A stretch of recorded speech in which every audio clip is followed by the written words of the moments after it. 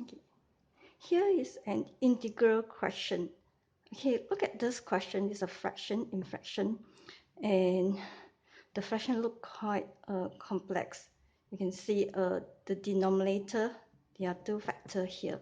So how to solve this? So one way of solving this, you may want to use partial fraction. Okay, so how to do partial fraction? You let this whole fraction, okay, equal to two fraction. Break down into two. Why break down into two? You look at the denominator over here. The highest power for this whole bracket is 1. The highest power for this whole bracket is also 1. So you break down into 2. Okay. And you let some unknowns on top. How to let it? You look at the inner bracket. The highest power is x. So you put a constant here for the numerator. And look at the denominator. The highest power is 2. This one, the highest power is 1. So 1, the denominator will be constant. So its power will be 1 lower than the denominator. If the denominator power is 1, the top power will be 0. Power 0 will be constant. And look at this one. The highest power is 2. So the top must be 1 level lower than the denominator. So the highest power on top will be 1. So higher power on top will be x. X the power 1.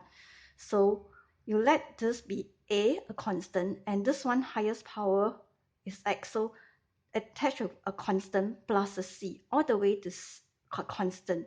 So in descending order, if it's x squared, will be the next one will be x and constant. But this one is x, so the next one after x will be constant. Okay, so this is how we form the two fraction. Okay, and then how are we going to solve the unknown a, b, and c? Because we let this equals to two fractions.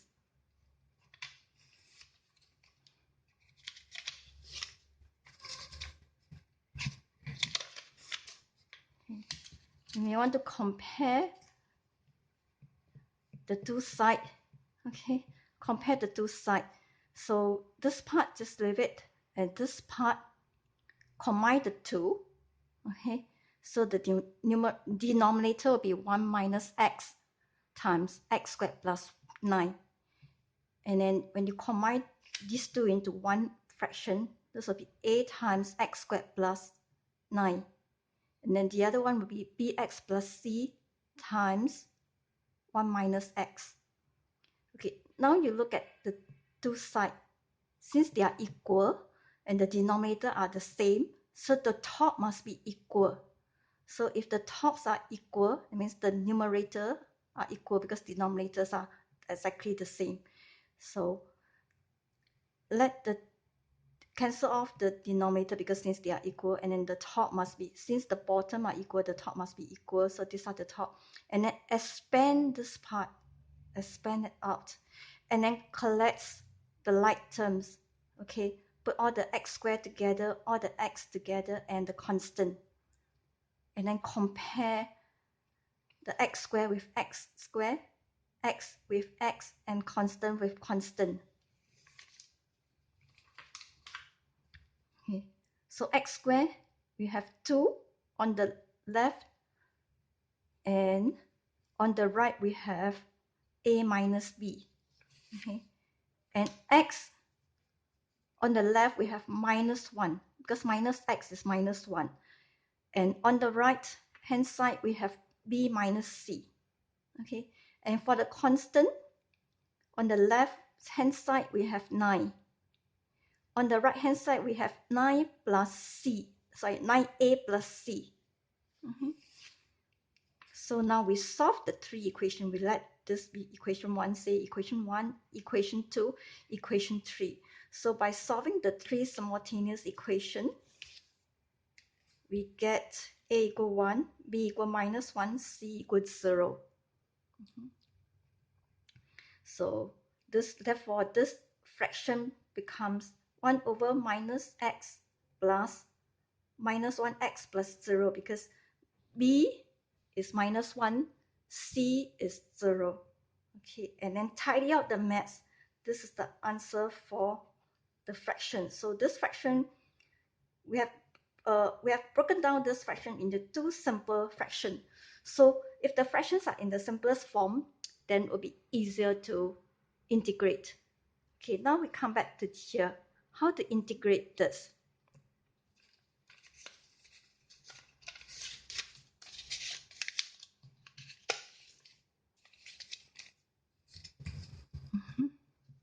So since I tidy up, so this whole fraction will break down into two small fractions. Okay, it's over here. Okay, all the way to here. Is here, this one to here. Okay, so we may want to break this whole integral into two small integral.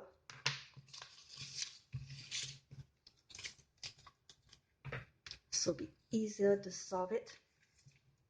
And how to solve this integral? And this. Look at this one first.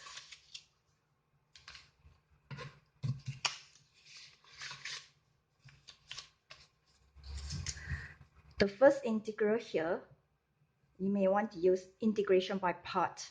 Okay, so we let the denominator 1 minus x be u, and then du dx equal -1, because differentiate 1 is 0, differentiate minus x is -1.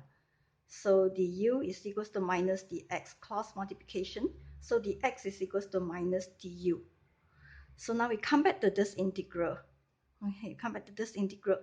So 1 over 1 minus x, x is u, and then dx is minus du. So we replace dx minus du, and then we may bring out the minus sign, and then integrate 1 over u with respect to u. Now we can integrate 1 over u with respect to u. That is minus log u plus c, a constant. C1, let it be a constant. Because a logarithm, we can't have a negative. So we put a 2 line here. It means absolute. U must be a absolute value. So minus log 1 minus x. Now we have to replace u back to x because the integral is in x. The variable is x, not u. So replace the u by 1 minus x.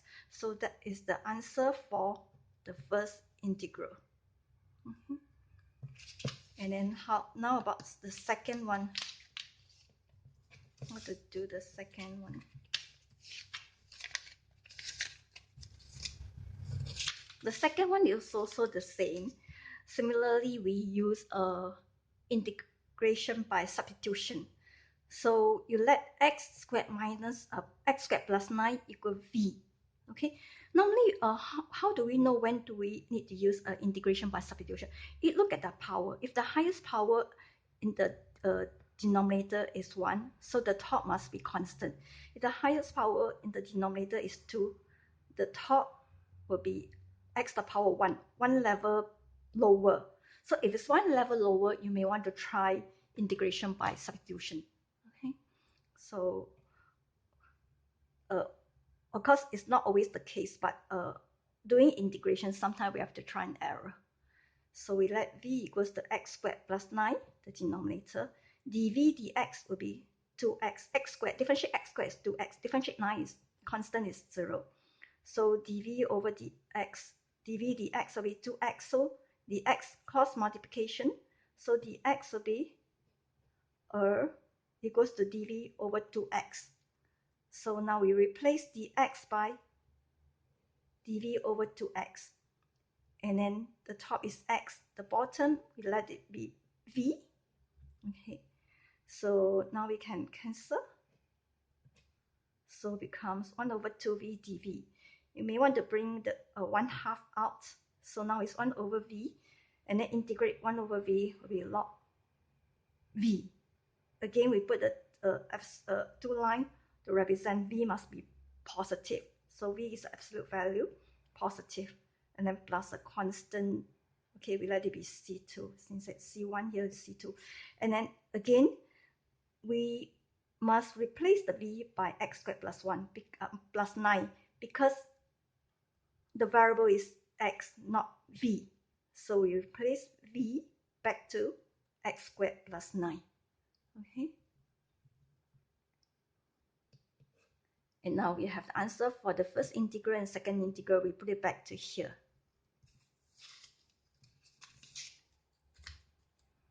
Okay, the first integral, the second integral, the answer. Since these two are constants, C1, C2, we may just combine the 2C to 1C. It's a constant as well.